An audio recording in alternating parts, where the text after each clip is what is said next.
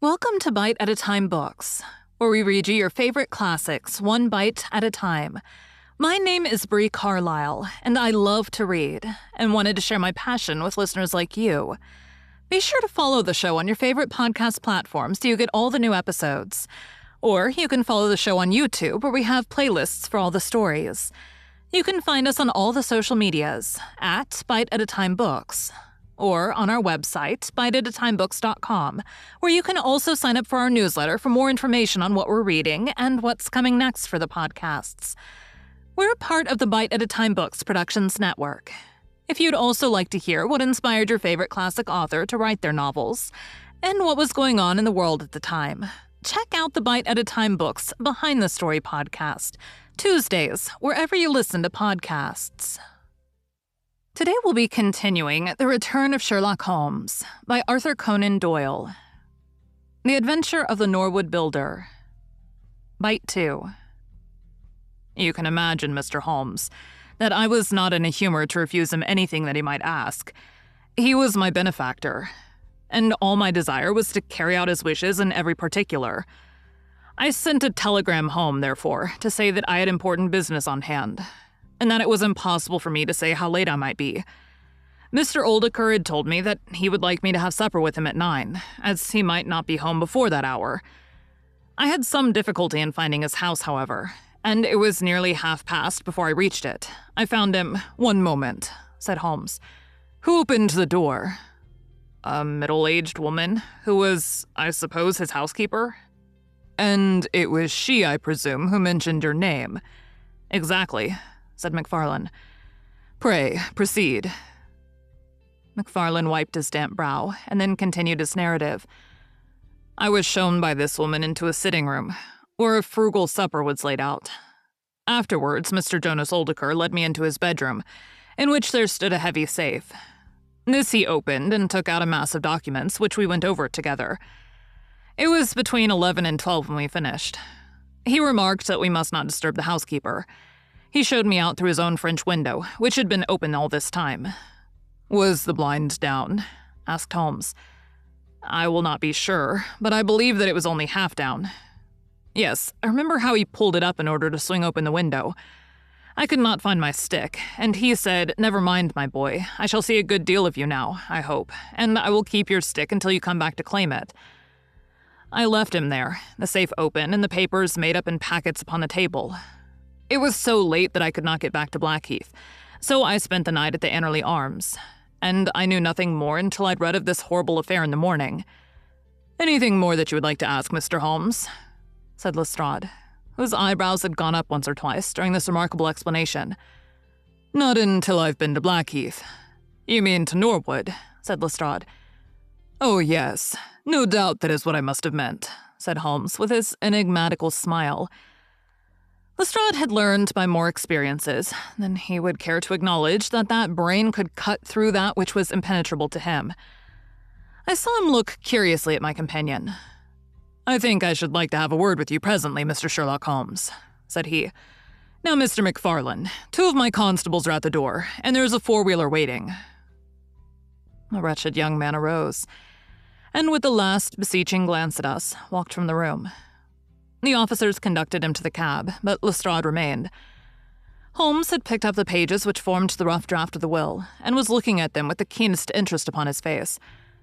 "There are some points about that document, Lestrade, are they not?" said he, pushing them over. The official looked at them with a puzzled expression. "I can read the first few lines, and these in the middle of the second page, and 1 or 2 at the end. Those are as clear as print," said he. "But the writing in between is very bad, and there are 3 places where I cannot read it at all." "What do you make of that?" said Holmes. "Well, what do you make of it?" "That it was written in a train. The good writing represents stations, the bad writing movement, and the very bad writing passing over points. A scientific expert would pronounce at once that this was drawn up on a suburban line, since nowhere save in the immediate vicinity of a great city could there be so quick a succession of points. Granting that his whole journey was occupied in drawing up the will, then the train was an express, only stopping once between Norwood and London Bridge." Lestrade began to laugh. "You are too many for me when you begin to get on your theories, Mr. Holmes," said he. "How does this bear on the case?" "Well, it corroborates the young man's story to the extent that the will was drawn up by Jonas Oldeker in his journey yesterday. It is curious, is it not, that a man should draw up so important a document in so haphazard a fashion. It suggests that he did not think it was going to be of much practical importance. If a man drew up a will which he did not intend ever to be effective, he might do it so." "Well, he drew up his own death warrant at the same time," said Lestrade. "Oh, you think so, don't you? Well, it is quite possible, but the case is not clear to me yet." "Not clear? Well, if that isn't clear, what could be clearer? Here is a young man who learns suddenly that if a certain older man dies, he will succeed to a fortune. What does he do? He says nothing to anyone, but he arranges that he should go out on some pretext to see his client that night. He waits until the only other person in the house is in bed, and then in the solitude of a man's room, he murders him, burns his body in the woodpile, and departs to a neighboring hotel. The blood stains in the room and also on the stick are very slight. It is probable that he imagined his crime to be a bloodless one, and hoped that if the body were consumed, it would hide all traces of the method of his death. Traces which, for some reason, must have pointed to him. Is not all this obvious?" "It strikes me, my good Lestrade, as being just a trifle too obvious," said Holmes. "You do not add imagination to your other great qualities. But if you could for one moment put yourself in the place of this young man, would you choose the very night after the will had been made to commit your crime? Would it not seem dangerous to you to make so very close a relation between the two incidents? Again, would you choose an occasion when you're known to be in the house, when a servant has let you in? And finally, would you take the great pains to conceal the body and yet leave your own stick as a sign that you were the criminal? Confess, Lestrade, that all this is very unlikely. As to the stick, Mr. Holmes, you know as well as I do that a criminal is often flurried and does such things which a cool man would avoid. He was very likely afraid to go back to the room. Give me another theory that would fit the facts." "I could very easily give you half a dozen," said Holmes. "Here, for example, is a very possible and even probable one. I make you a free present of it. The older man is showing documents which are of evident value. A passing tramp sees him through the window, the blind of which is only half down. Exit the solicitor, enter the tramp. He seizes a stick which he observes there, kills Oldeker, and departs after burning the body. Why should the tramp burn the body? For the matter of that, why should McFarlane? To hide some evidence. Possibly the tramp wanted to hide that any murder at all had been committed. And why did the tramp take nothing? Because they were papers that he could not negotiate." Lestrade shook his head, though it seemed to me that his manner was less absolutely assured than before. "Well, Mr. Sherlock Holmes, you may look for your tramp, and while you're finding him, we will hold on to our man. The future will show which is right.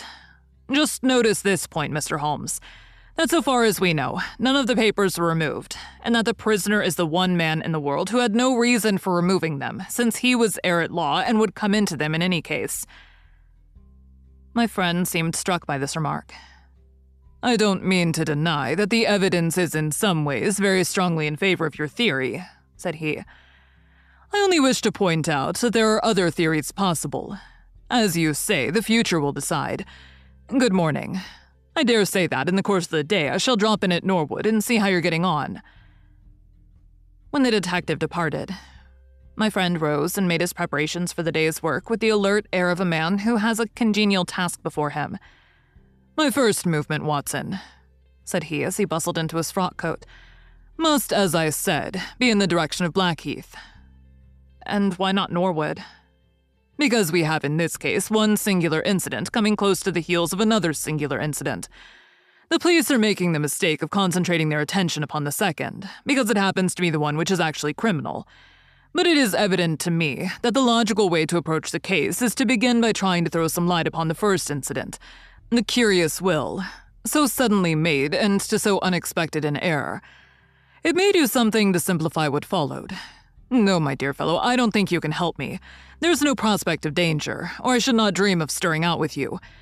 I trust that when I see you in the evening, I'll be able to report that I've been able to do something for this unfortunate youngster, who has thrown himself upon my protection." It was late when my friend returned, and I could see, by a glance at his haggard and anxious face, that the high hopes with which he had started had not been fulfilled. For an hour he droned away upon his violin, endeavoring to soothe his own ruffled spirits. At last he flung down the instrument and plunged into a detailed account of his misadventures. "It's all going wrong, Watson. All as wrong as it can go. I kept a bold face before Lestrade, but upon my soul I believe that for once the fellow is on the right track and we are on the wrong. All my instincts are one way, and all the facts are the other. And I much fear that British juries have not yet attained that pitch of intelligence when they will give the preference to my theories over Lestrade's facts." "Did you go to Blackheath?" "Yes, Watson, I went there. And I found very quickly that the late lamented Oldacre was a pretty considerable blackguard. The father was away in search of his son.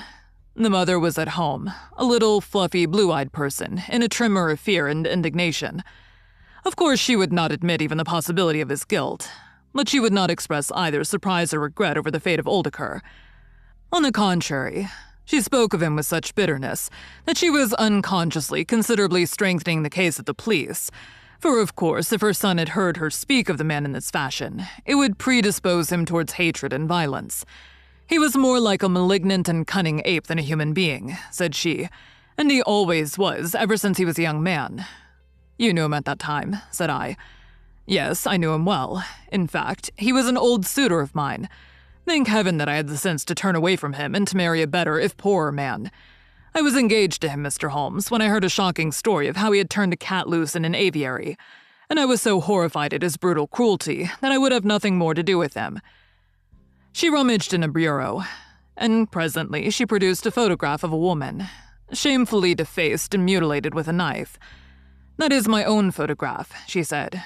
He sent it to me in that state with his curse upon my wedding morning. Well, said I, at least he's forgiven you now, since he's left all his property to your son. Neither my son nor I want anything from Jonas Oldacre, dead or alive, she cried with a proper spirit. There is a God in heaven, Mr. Holmes, and that same God who has punished that wicked man will show in his own good time that my son's hands are guiltless of his blood. Well, I tried one or two leads, but could get at nothing which would help our hypothesis, and several points which would make against it. I gave it up at last, and off I went to Norwood. This place, the Ebden House, is a big modern villa of staring brick, standing back in its own grounds with a laurel-clumped lawn in front of it.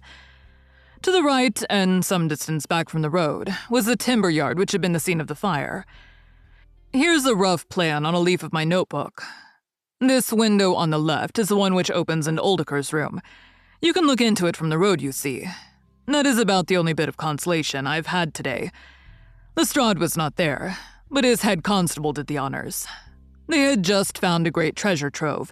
They had spent the morning raking among the ashes of the burned wood pile, and besides the charred organic remains, they had secured several discolored metal discs. I examined them with care, and there was no doubt that they were trouser buttons. I even distinguished that one of them was marked with the name of Hyams, who was Oldacre's tailor. I then worked the lawn very carefully for signs and traces, but this drought has made everything as hard as iron. Nothing was to be seen, save that some body or bundle had been dragged through a low privet hedge, which is in a line with the woodpile. All that, of course, fits in with the official theory. I crawled about the lawn with an August sun on my back, but I got up at the end of an hour, no wiser than before. Well, after this fiasco, I went into the bedroom and examined that also. The bloodstains are very slight, mere smears and discolorations, but undoubtedly fresh. The stick had been removed, but there also the marks were slight. There's no doubt about the stick belonging to our client. He admits it. Footmarks of both men could be made out on the carpet, but none of any third person, which, again, is a trick for the other side. They were piling up their score all the time, and we were at a standstill. Only one little gleam of hope did I get, and yet it amounted to nothing. I examined the contents of the safe, most of which had been taken out and left on the table. The papers had been made up into sealed envelopes, one or two of which had been opened by the police. They were not, so far as I could judge, of any great value, nor did the bank book show that Mr. Oldacre was in such very affluent circumstances. But it seemed to me that all the papers were not there. There were allusions to some deeds, possibly the more valuable, which I could not find. This, of course, if we could definitely prove it, would turn Lestrade's argument against himself, for who would steal a thing if he knew that he would shortly inherit it? Thank you for joining Bite at a Time Books today, while we read a bite of one of your favorite classics. Again, my name is Bree Carlile, and I hope you join us tomorrow for the next bite of The Return of Sherlock Holmes. If you enjoyed our show, be sure to follow us so you get all the new episodes. We would also love for you to drop us a rating on your favorite podcast platform. You can catch us on all the social medias at Bite at a Time Books, or check out our website, biteatatimebooks.com, where you can sign up for our newsletter. Our show is part of the Bite at a Time Books Productions Network. If you would also like to hear about the authors who write the books we read on the show, check out the Bite at a Time Books Behind the Story podcast, wherever you listen to podcasts, or on biteatatimebooksbehindthestory.com.